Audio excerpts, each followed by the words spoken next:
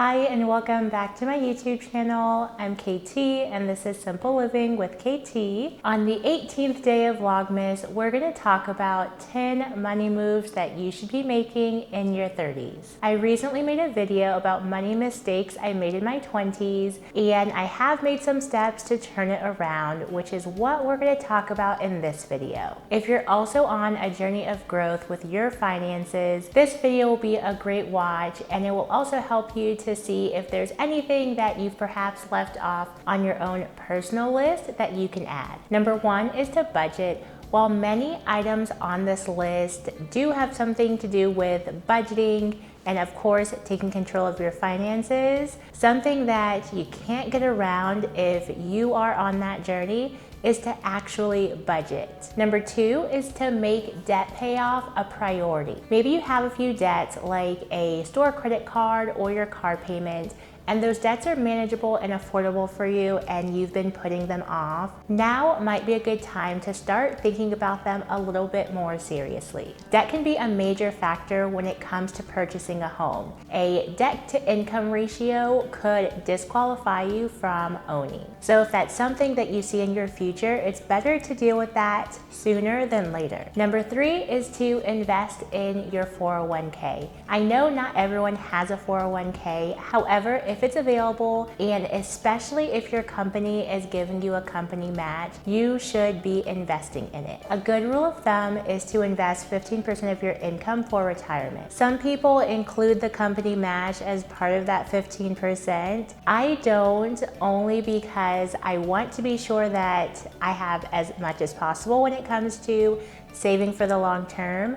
But also, if you're not certain if you're going to be at that job long term, certain companies have a time period where the match will not be given to you if you don't stay at the company. These are just things that I immediately think of when I think of investing in a 401k. Number four is to invest in a Roth IRA. IRA stands for Individual Retirement Account, and the Roth part of this investment means that you're putting after-tax money into the account, and when you go to withdraw this money during retirement, you will not have to pay taxes on it. There's a yearly limit for how much you're allowed to contribute into a Roth IRA, but there are incredible stories of people who have been able to make incredible profits from their investments growing inside of a Roth IRA, and they're able to enjoy all of those profits tax-free because it's a Roth IRA. Number five is to dig deeper and make sure that you understand different types of debt. I know I mentioned paying off debt being a priority,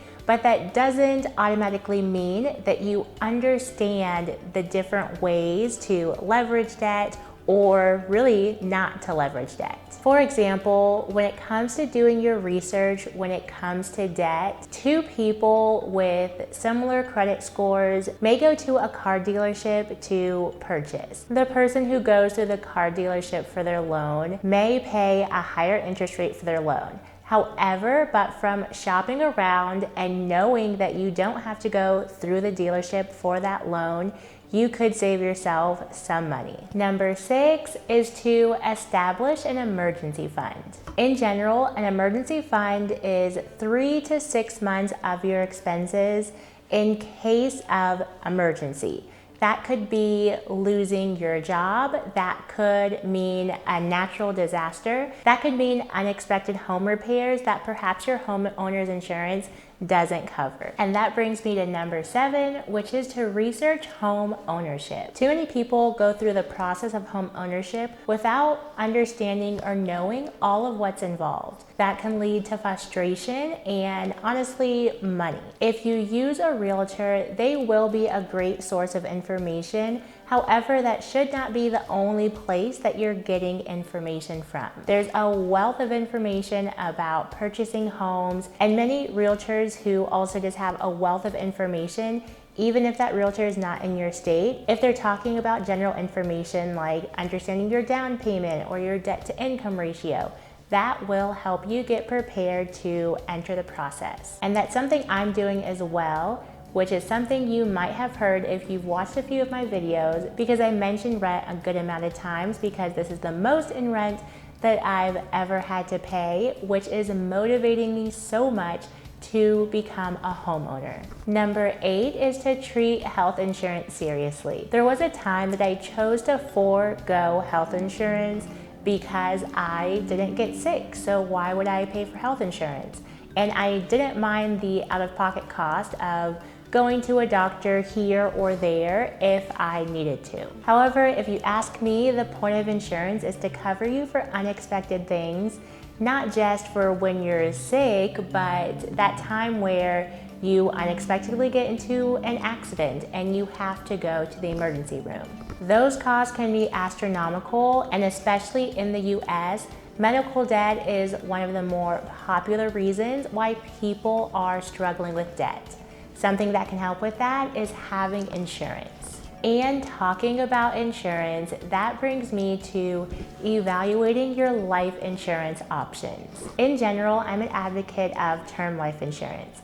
If you're 30 years old and you get a 30-year term, yes, your life insurance is going to expire when you're 60 years old. However, during those 30 years that you have the term life insurance, that would be an amazing opportunity for you to invest your money. That way, when you're 60 and older, you'll be able to pay for expenses out of pocket. And I want to be clear, when I talk about expenses, I don't mean medical expenses. You should still have regular medical insurance when you're over 60, and when you're 65, most people will be automatically enrolled into Medicare. The point of life insurance is to provide stability for dependents and family that have been left behind, and also to handle expenses like the funeral and burial. In general, by that time, your dependents would have grown up. And then considering your spouse, once again, hopefully if you follow some of the tips on this list, you'd have a reasonable sized nest egg for your spouse to be able to live on. In general, that's why I'm a fan of term life insurance. There's also the cost, because many times when you're evaluating your options, what's going to come up are the differences and benefits of whole life versus term insurance. This is once again something that you should research so that the insurance person, who is honestly a salesman, is not the one educating you on such an important decision. And number 10 and final on this list, but not least important, is to get familiar talking about money. And not just familiar, get comfortable with it. When I was dating my husband, and we started talking about getting married, that's when it clicked to me that I should probably have some idea about what's happening with our money situation, and specifically what will happen to it when we get married. For us, before we got married, we did not join finances, and we also did not live together. So that made it very simple to keep everything very separate. But it also made it very simple to never have to talk about money and planning for future financial endeavors.